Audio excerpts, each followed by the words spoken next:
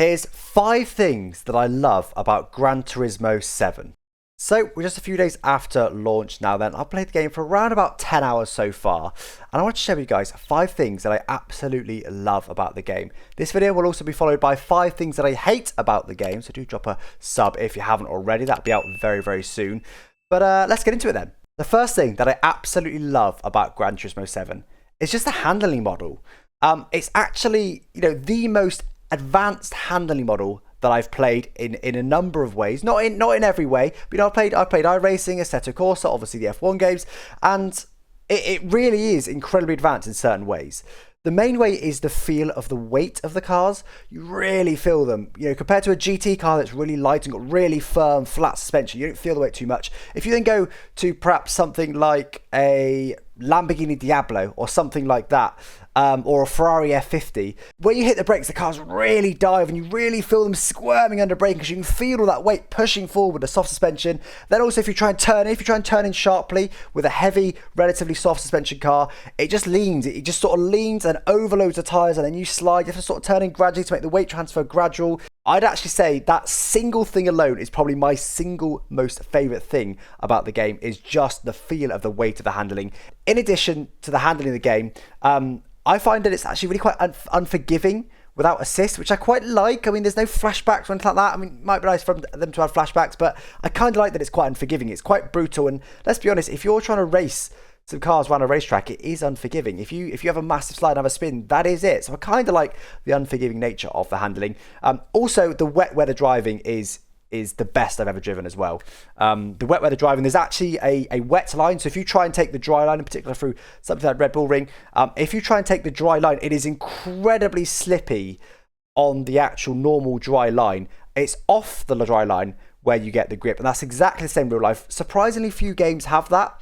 But Gran Turismo has got it in spades, and honestly it feels really, really incredible. And also the force feedback, particularly I've got the official Fanatec GT Pro wheel, and the force feedback is insane. For example, with a front wheel drive car, you really, really feel when you break traction. If you floor it on the exit, you can feel a bit of understeer. Then when the wheel starts to spin, you can really feel it. The wheel just goes light, and it honestly, I'd say probably the force feedback is the best I've ever had, certainly in that particular circumstance. So just generally the handling of the game is in a lot of ways the most advanced handling that I've ever felt. I'd say things like tyres. So I'd say someone like iRacing has got a much better tyre model than Gran Turismo, but don't let that take away from certain elements of the handling, and overall the handling as well is just very good, very rewarding, and when you got to get it just right, and yeah, it's for me really a surprisingly impressive part of the game, the handling. I didn't buy this game to be the best handling game, but I do thoroughly enjoy it. The second thing that I love about Gran Turismo 7 is the unashamedly slow progression in the game.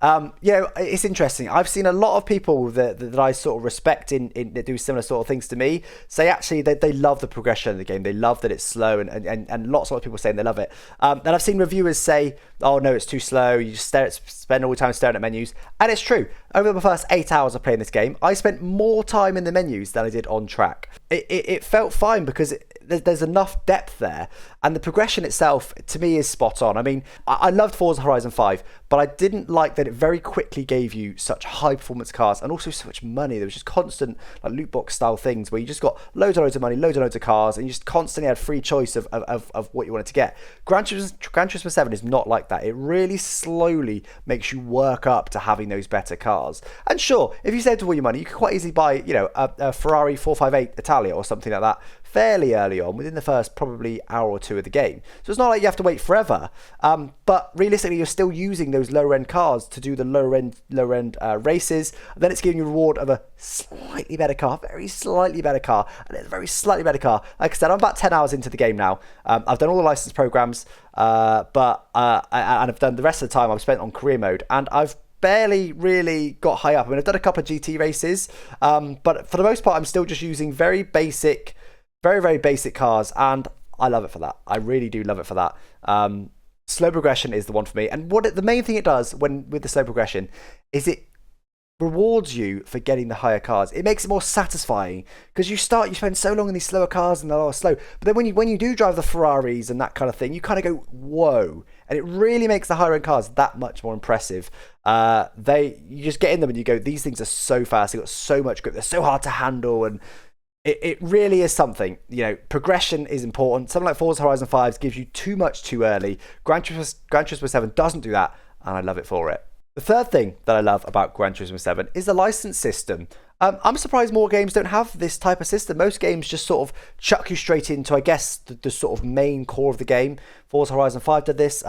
Euro Truck Sim does this. Why don't these games have more of a kind of license system whereby, first of all, it's a great tutorial. It teaches you, driving, accelerating and braking. It teaches you how to corner, it teaches you about racing lines, all this other stuff, it teaches you how to drive in the wet. It teaches you, but more to the point, what I like about it is that it's just really rewarding. I mean, there's, probably about 50 license programs in Gran Turismo 7. And with increasing difficulty, increasing car speed, getting gold in each is really rewarding. It is really challenging at times to get gold in each of those licenses, and then of course you've got the leaderboards against your friends. It's just a short little snappy, potentially even like 10 seconds, 20 seconds, 30 seconds. The latter ones are a couple of minutes. For me, one of my favourite parts of Gran Turismo so far is the license programs. I mean, that is how much I love them. I'm amazed more games don't have them, and long may they live. The fourth thing that I love about Gran Turismo 7 is just the depth of knowledge in the game.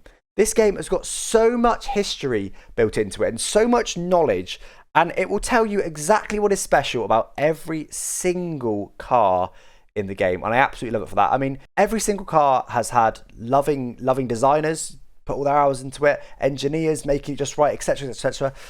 So it doesn't just have to be the hypercars that got a special story attached to them. And Gran Turismo does this so well. You can go back to see the history of the cars, see why it's special, see what made it unique, etc, etc. And I just love it. I love it. It's very much a car game for me, more than a driving game. It's a car game, and it really gets across that passion that people have for cars, and that clearly the makers of Gran Turismo share as well.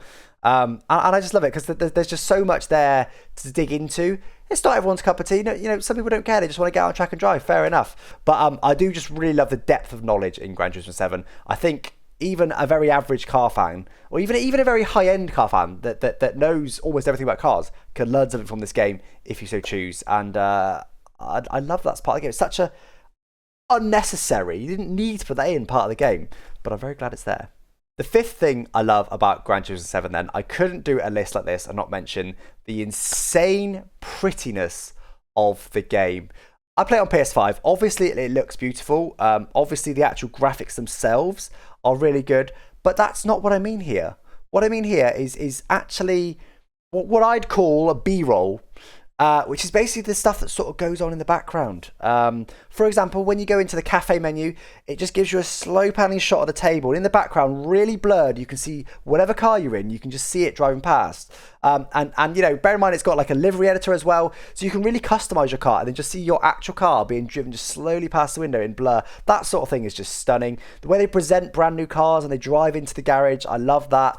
Obviously, the livery editor itself is amazing.